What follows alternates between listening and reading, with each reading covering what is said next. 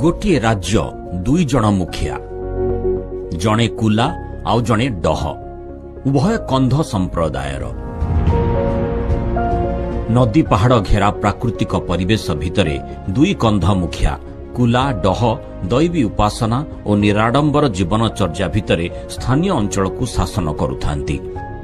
एही अंचल को दखल करने लक्ष्य तत्कालीन घुमुसर राज्यर भंज राजा एवं दुई कंध राजा कुला डहंक मध्यरे संघटित हैला युद्धरे कुला और डह परास्त हेबा परे उक्त अंचल को निज दखल को नेले भंज राजा।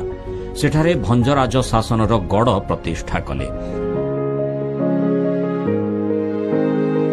यहा पूर्व पाखापाखि 358 वर्ष धरी तत्कालीन घुमुसर राज्यर जयंतीगढ़ ठारे भंज राजवंशर गड़ रहिथिला।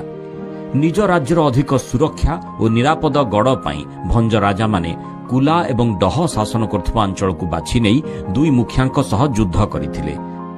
केवल सुरक्षित गड़ निर्माण पाई भंज राजांकर एही प्रयास थिला।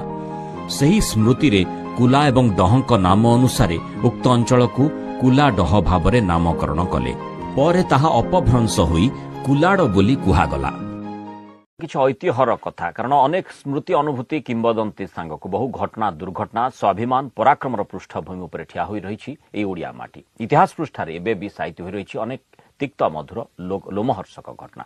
कहा जाए प्राय 1000 ऊर्ध्व वर्ष धरी भंज वंशीय राजा माने तत्कालीन घुमुसर राज्य को क्रमागत भावे शासन करि आसुथिले। ई शासन काल भितरे कुलाड थिला भंज राजांक गड़।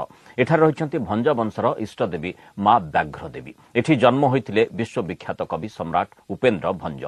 सही ऐतिह्य संपन्न माटी कुलाड मां व्याघ्र देवी और कवि सम्राट उपेन्द्र भंजंकुनी आमर एही स्वतंत्र उपस्थापना।